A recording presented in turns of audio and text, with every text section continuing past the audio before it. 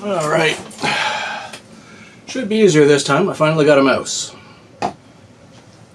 So, yeah, move forward here.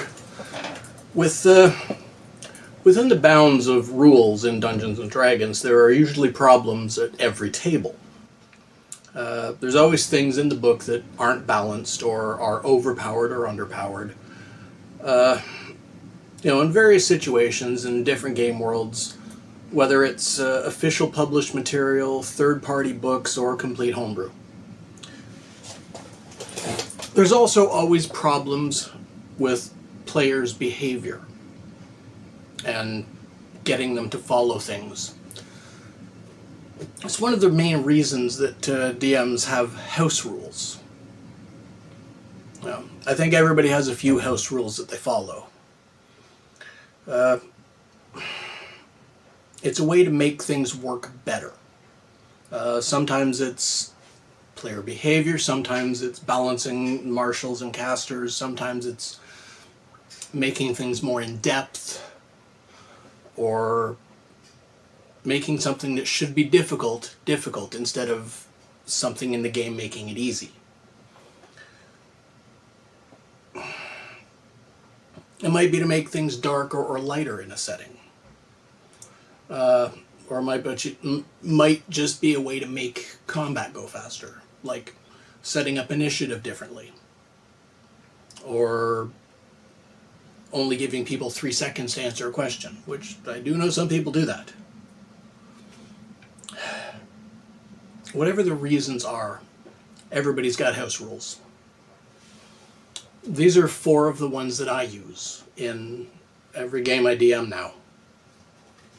And for a long time. Number 1. If a spell requires components, they are always consumed when the spell is cast.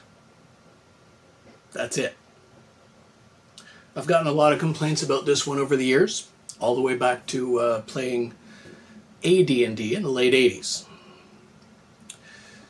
But it's never been enough to make a player quit.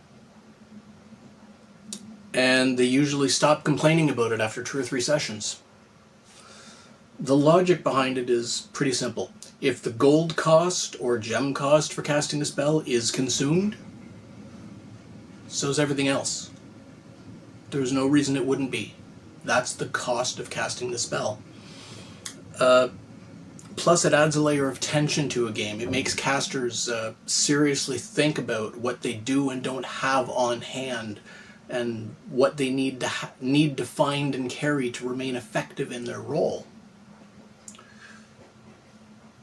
As an example, if your party's going through a long journey into the desert, and you want them to go across a wasteland, constantly looking for ways to survive, looking for food, looking for water, looking for shelter. If somebody can just constantly cast Goodberry to feed them, then all that goes out the window. All the tension is gone. Now, if your spell components are consumed when you cast a spell, they can do it for the first day, or save it for an emergency. But you got to be on the lookout for more components, or food, or water, and shelter. Or the whole party has to actually use their skills and seek out water and hunt and forage for food. It gets them really involved in the process of the journey. I find it makes it more rewarding for an adventure when they succeed. And I think my players would agree. It keeps up the tension. So everybody's really paying attention to their surroundings and keeping track of their supplies. Rule number 2. If nobody wrote it down, nobody has it. I've gotten complaints about this one too, but this is why I tell people to take notes. I take notes on the campaign as the DM. Who's where, where they are, the world around them, what type of people are nearby, what NPCs they do or don't run into, and what they find.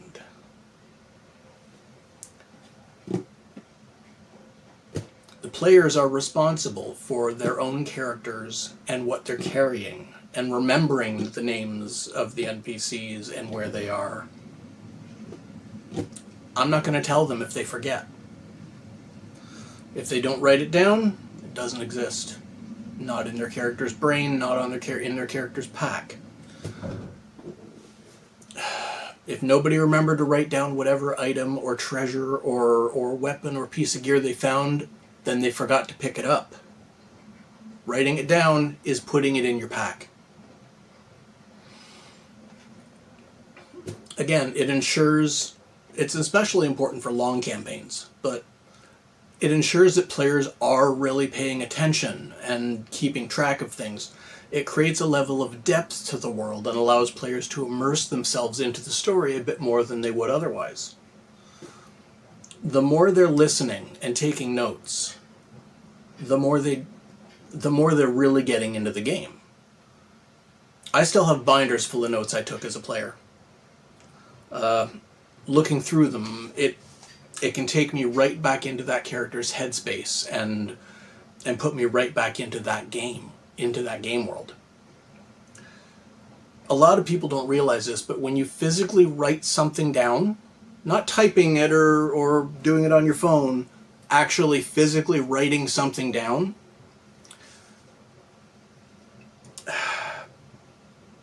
it helps a lot towards committing something to memory.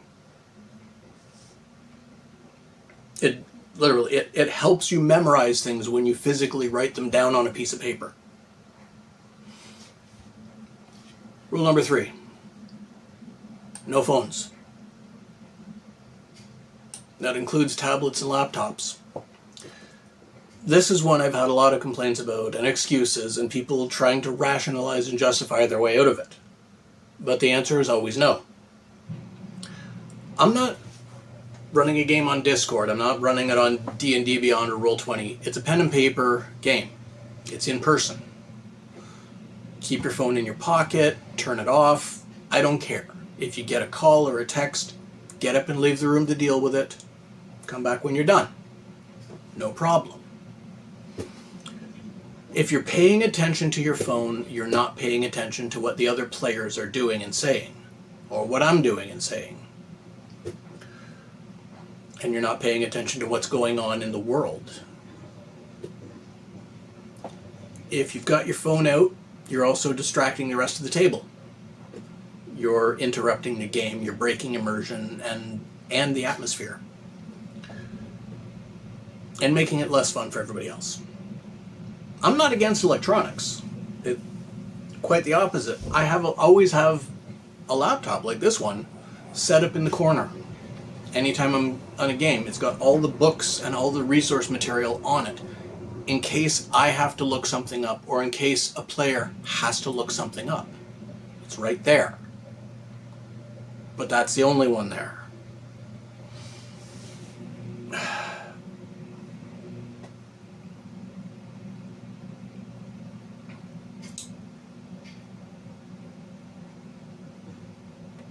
If you're paying attention and keeping track of your character sheet,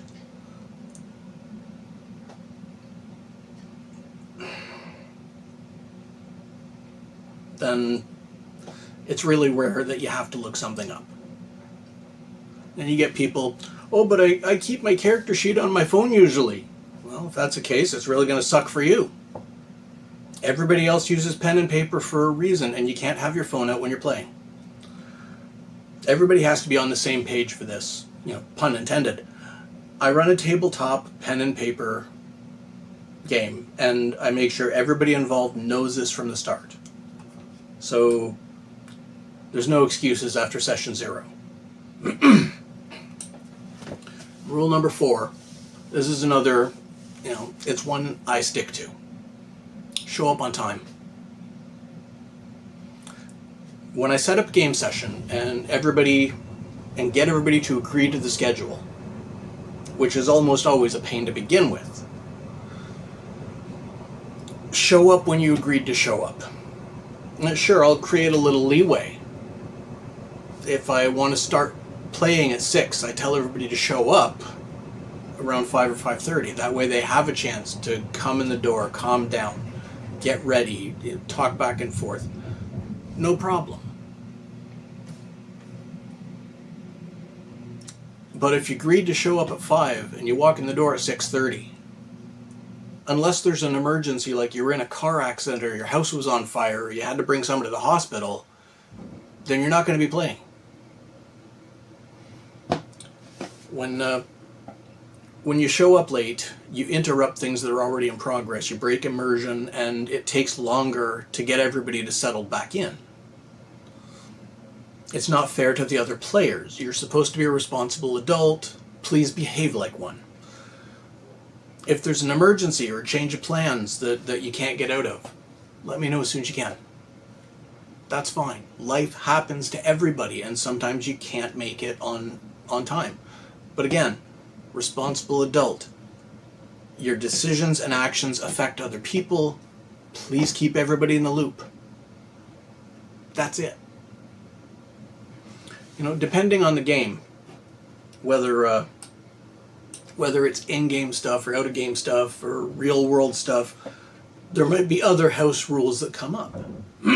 But these are the 4 that I use 100% of the time. So do you agree with these? Do you disagree with them? What's your opinion on that? Let me know. What are some of the house rules you use? Like, are there species or abilities that you absolutely forbid or are absolutely necessary? There's lots of different ideas for what house rules could entail. Let me know in the comments. I'd love to hear about them. So, as always, like, share, comment, and subscribe, and I'll talk to you next time.